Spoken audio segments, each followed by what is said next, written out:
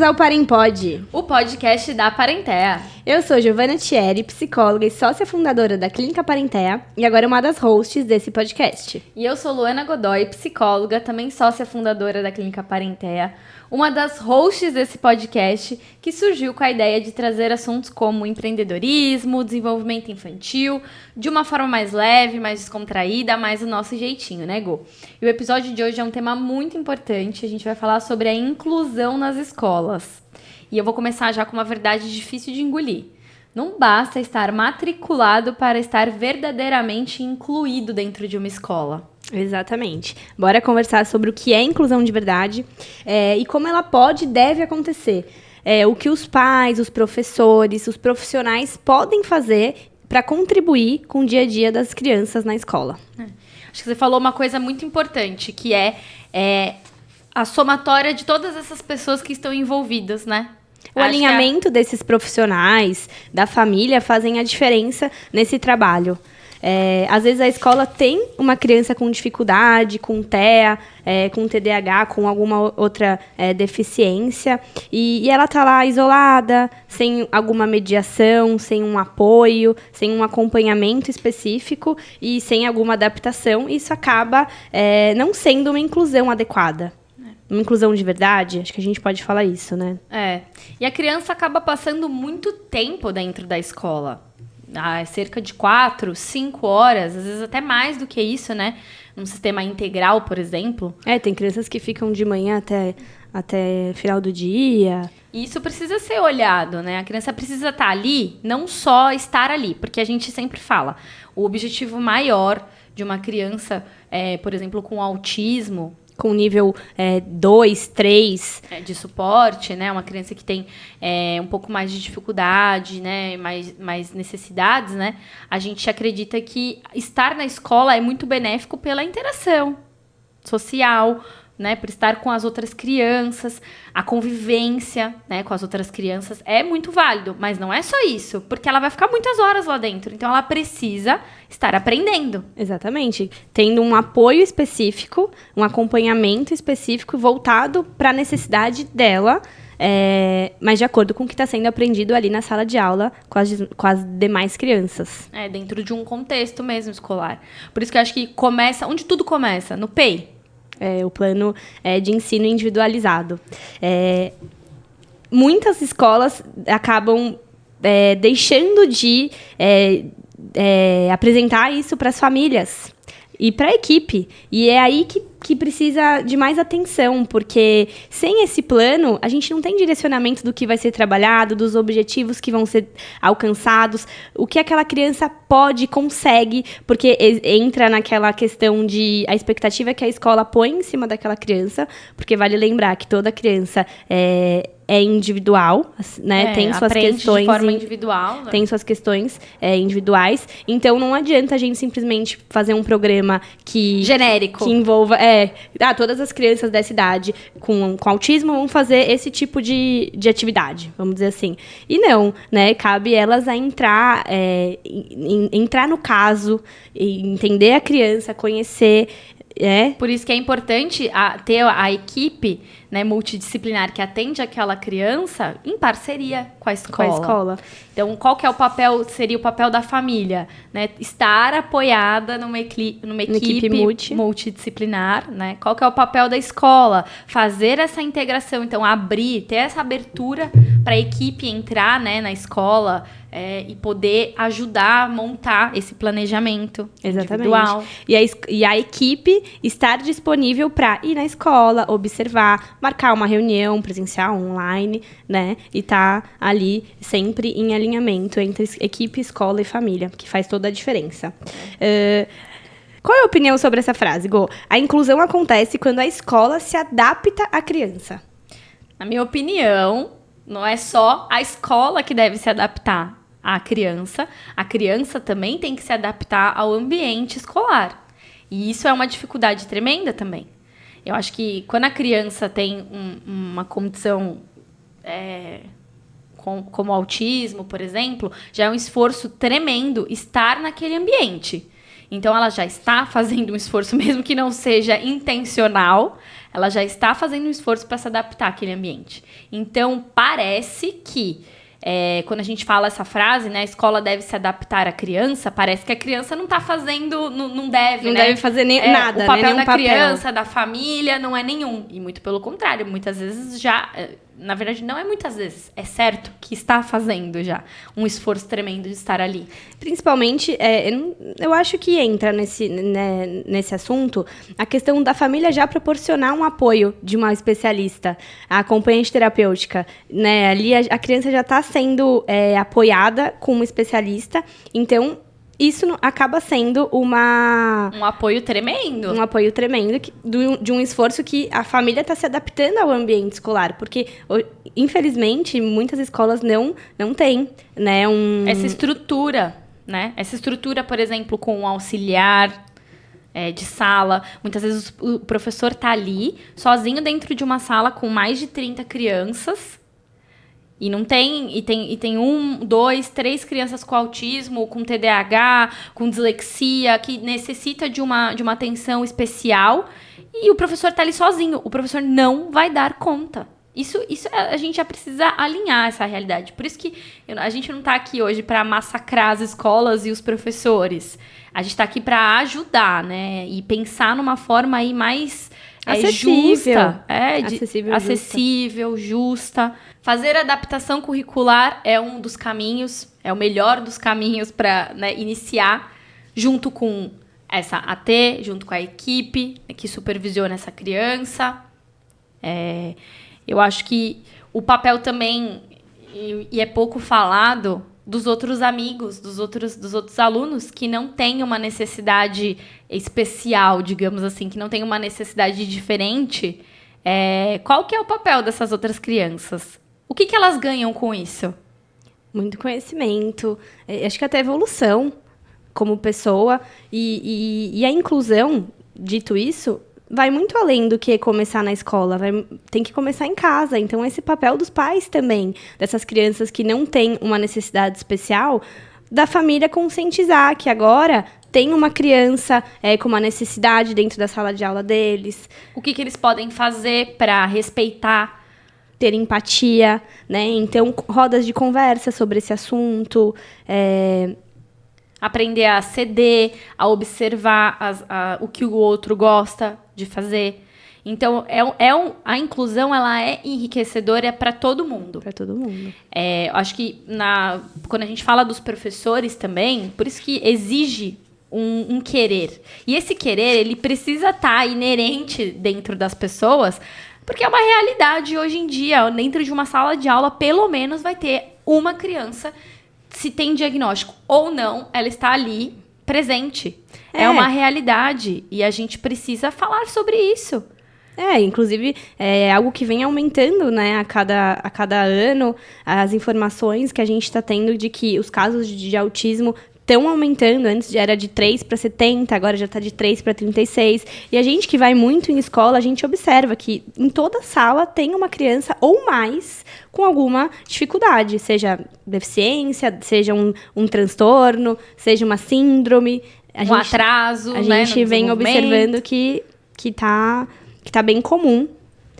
E, inclusive, vem vendo que as escolas, elas estão se interessando em contrapartida. Tem algumas escolas que a gente trabalha em conjunto que já tem um programa especializado para essas crianças. Existe o mundo ideal dos sonhos, né? Ou que se aproxima disso, né? Que é essa escola realmente que tem uma equipe ali preparada para isso. E quando a gente fala de preparação, a gente precisa falar do quanto que as escolas, os professores e os profissionais mesmo que trabalham ali na escola, os coordenadores, os inspetores, nem sei se existe mais isso, inspetor dentro de escola, enfim, mas os funcionários mesmo não estão preparados, eles não recebem nenhum tipo de formação, capacitação. E eu acho que esses são um dos maiores desafios que a gente enfrenta. Essa falta de capacitação, de conhecimento, de preparo deles. E isso traz muita insegurança. Eu acho que por isso que os professores, às vezes, têm até certo receio. A gente se depara muito, aqui a gente não vai generalizar, né? A gente não vai falar de uma forma generalista, mas existem muitos professores que deixam aquela criança e não interferem no aprendizado e nem no dia a dia mesmo daquela criança. Principalmente se elas têm apoio. Principalmente se ela tem um AT escolar. Era aí que eu queria chegar. Então, ao invés de aproveitar a oportunidade de ter alguém ali que está ali para ensinar, para modelar, aprender na prática. Porque uma coisa é você ir lá na diretoria de ensino, fazer um curso, uma capacitação, ou entrar na internet, fazer um curso online. Outra coisa é você estar ali na realidade, na prática. Que é onde a gente mais aprende. E aí, quando você está ali na realidade, na prática, tem uma AT, né, uma acompanhante, alguém ali especializado que está pronto também para te ensinar, para te apoiar. Por que não fazer essa parceria? E inclusive, essa falta de parceria que acontece também muito, né? Tem situações que professores, às vezes, competem com o acompanhante, não apoiam o trabalho deles, acham que eles estão fazendo ali ou nada, que não estão intervindo. Existem os dois extremos, né? Existem os professores que querem fazer mais do que o AT, que querem se mostrar muito, né? Também preocupados e solícitos, e às vezes acabam pecando pelo excesso, porque às vezes o AT tá ali fazendo uma intervenção de, por exemplo, ignorar um certo tipo de comportamento para modelar outro, né? Ou tá tendo ali alguma intervenção, né, específica, e às vezes o professor chega ali super solícito e acaba estragando, não, atrapalhando o que estava sendo feito, ou vê com outro olhar, acha que está ignorando um comportamento que não era para ser ignorado e que a T está fazendo algo errado. Então, isso a gente observa bastante. Comprando aquela briga. Comprando aquela briga, né? Então, por exemplo, às vezes uma criança tá ali e o AT tá ali, ele tem um vínculo com aquela criança, ele sabe que aquela criança é capaz de executar aquela atividade específica, e às vezes a criança começa a ficar nervosa, porque ela quer fugir, né? Esquiva, né? E fuga ali da atividade, da demanda, e aí a criança grita, a criança resmunga, e se o AT tá ali insistindo naquilo, é porque sabe da capacidade. Às vezes o professor fica preocupado, até com os outros alunos. O que vão pensar, o que estão achando. É verdade. Inclusive, dito tudo isso, a gente vê a importância que um profissional da escola precisa saber o básico, que é a função dos comportamentos. Porque eles acabam se metendo, né, com todo respeito e entre aspas, no trabalho da AT escolar, sem saber o mínimo, que é a função do comportamento que aquela criança está apresentando. Isso a gente consegue ter tão acessível hoje em dia, né, seja numa página do Instagram, com informações, vídeos breves, enfim, ou um curso online, um e-book. Então, essas informações a gente consegue com fácil acesso. Acho que vale, né, o professor também ter essa humildade de perguntar: por que você estava fazendo dessa forma? Me explica. Por que ela age dessa forma ou ele age dessa forma e você faz assim? Eu tô vendo que tá funcionando isso, mas às vezes parece que isso não funciona, né? Às vezes o professor também pode trazer uma sensibilidade ali, uma outra alternativa, mesmo não sendo, né, um especialista na análise do comportamento. Exatamente. E vice-versa. Por exemplo, também uma atividade pedagógica, uma prova, uma avaliação. O professor adaptou aquela atividade e a AT, que às vezes tem formação em psicologia, pode dar um pitaco, entre muitas aspas, não, essa atividade aqui não poderia ser feito de tal maneira, poderia ter outro tipo de adaptação. Será que a gente pode pensar em ensinar essa matemática ou essa conta dessa forma? De um jeito maior, menor, com números separados, de uma forma mais... Isso é humildade do professor também, ouvir. Deixa eu ver. Não, para nós faz sentido pedagogicamente ensinar primeiro isso, depois aquilo. E acho que ter essa troca. Aproveitar esses momentos, né, para ter essas trocas. Até porque não vai ser nem o último, né, nem o primeiro, nem o último, nem a primeira e nem a última criança que ela vai precisar de adaptação ali diante do cenário que a gente está tendo hoje em dia. E a adaptação, ela é realmente contínua, né? Não tem uma fórmula básica, que nem a gente fala.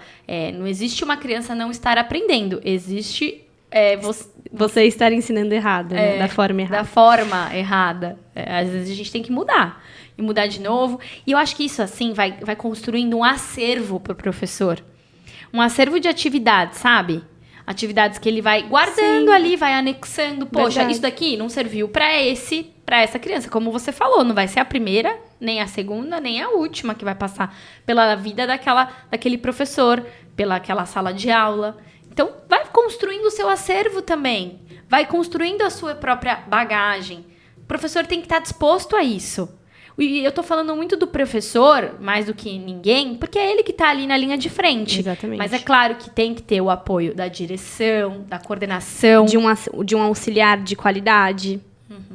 Que é algo que a gente sente um pouco de falta no dia a dia das escolas. Muitas escolas nem têm um auxiliar.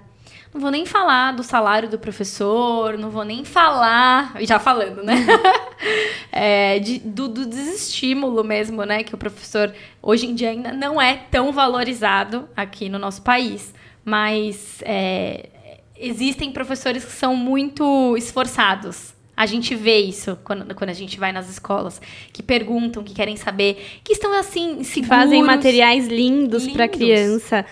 Então, tem de tudo, né? E eu acho não. Um outro tópico que a gente pode trazer é sobre as escolas que rejeitam crianças com algum diagnóstico. A gente tem que falar sobre isso mesmo? Isso me dói. Isso me dói, é uma realidade absurda. Existe fila de espera para crianças com autismo. Não vamos ser hipócritas de não entender a realidade até espacial. Então, se uma sala de aula é pequena e a gente sabe que uma criança com autismo vai precisar de uma AT escolar, então são 2, né? Dentro daquela matrícula são 2 espaços que estão sendo habitados dentro daquela sala.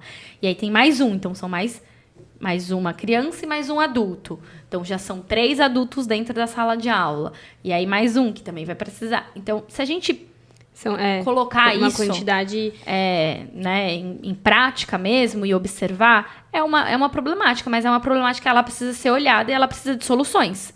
A solução não é falar para essa simplesmente mãe, seu filho tem autismo, então ele não vai estudar aqui. Ou ignorar, né, o contato, que isso acontece muito. A mãe procura a escola, tem vaga. Quando fala que é autista, já passa a não responder, a não retornar a ligação da mãe. Então você vai passar para uma outra fila de espera.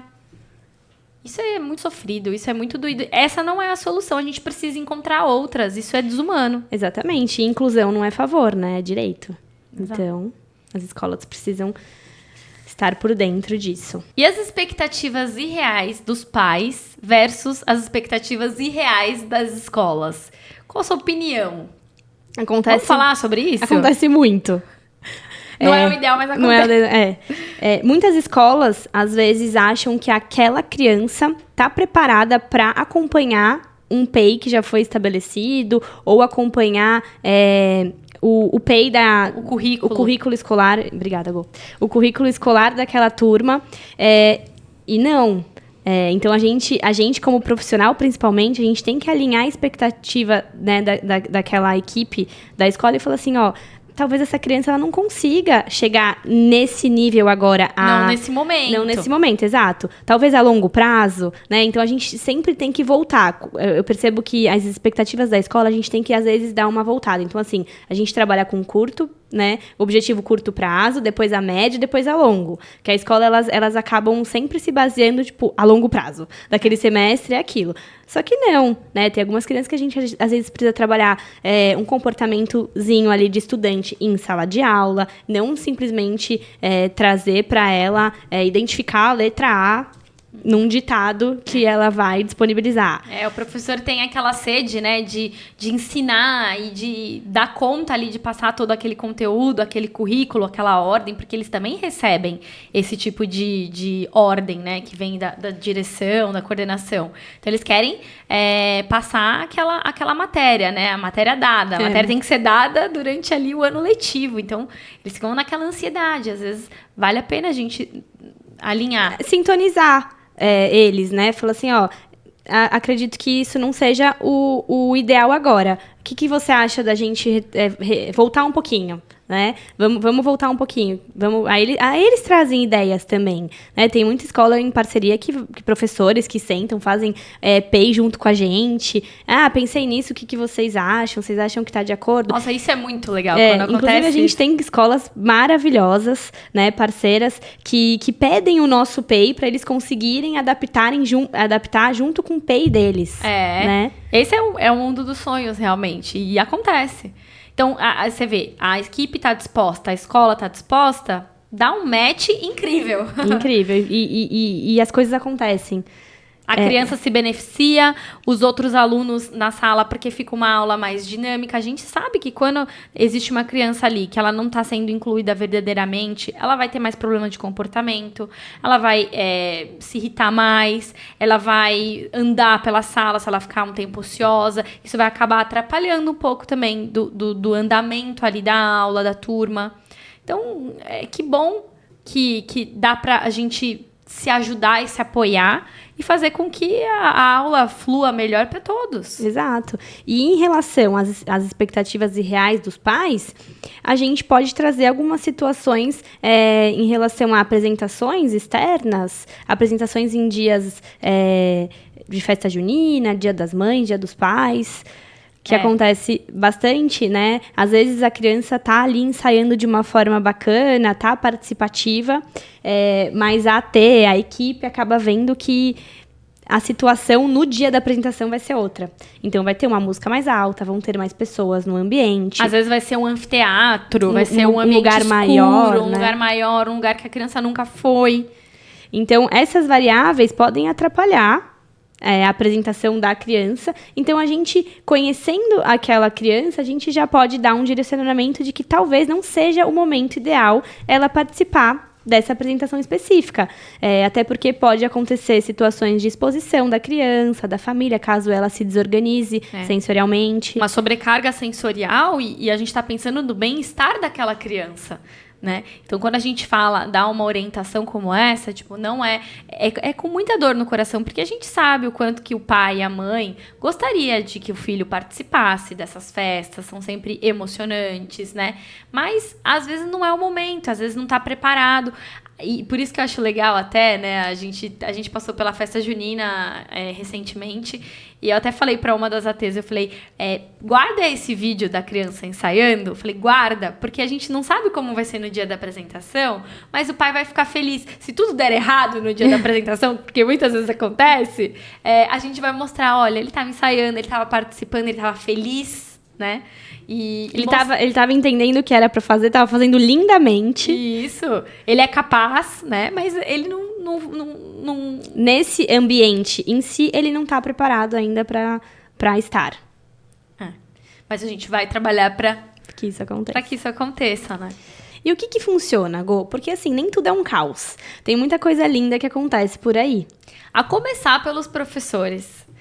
Os professores que estão dispostos a aprender. Os professores que são curiosos, né? Acolhedores. Que se conectam com a criança, porque aquela criança é aluno dele. A gente fala muito isso, né? Para as ATs até.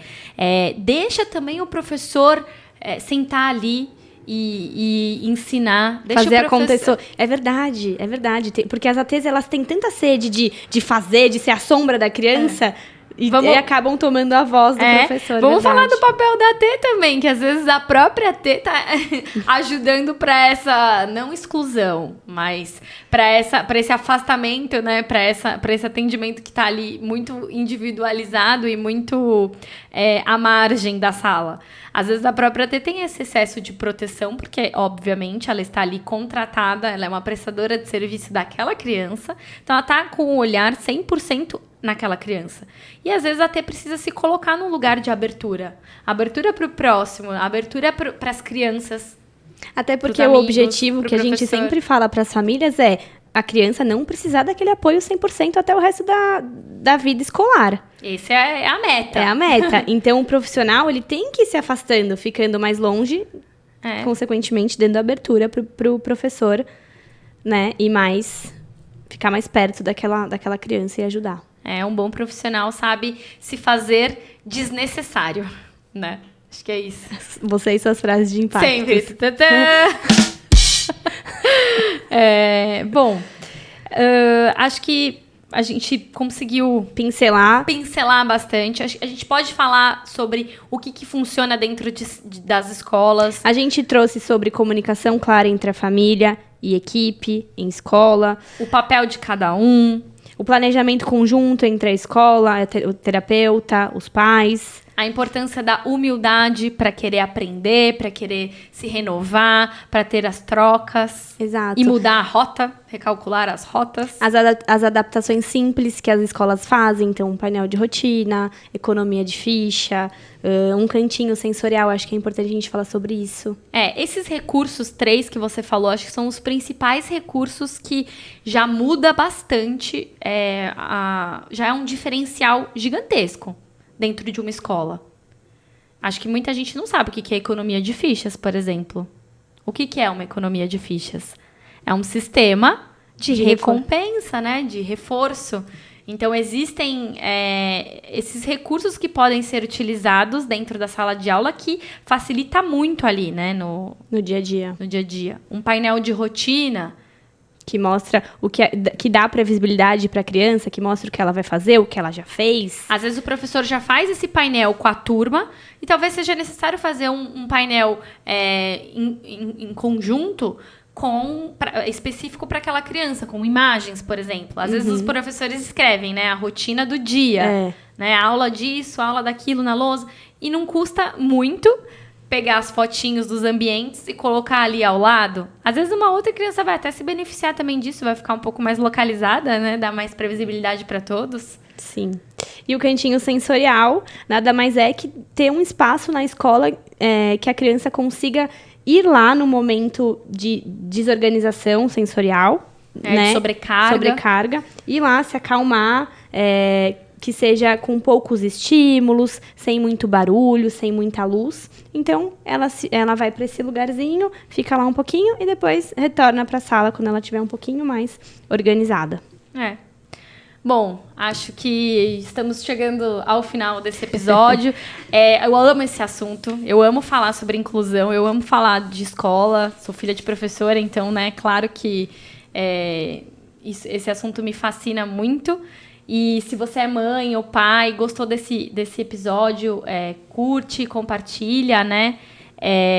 Eu queria também dizer que se você sente que seu filho não está sendo incluído, eu sinto muito, mas a gente está aqui trabalhando juntos para que o mundo, né, se modifique cada vez mais, para que a sua dor seja acolhida, né? Você não está exagerando, seu filho precisa sim ser incluído dentro de uma escola.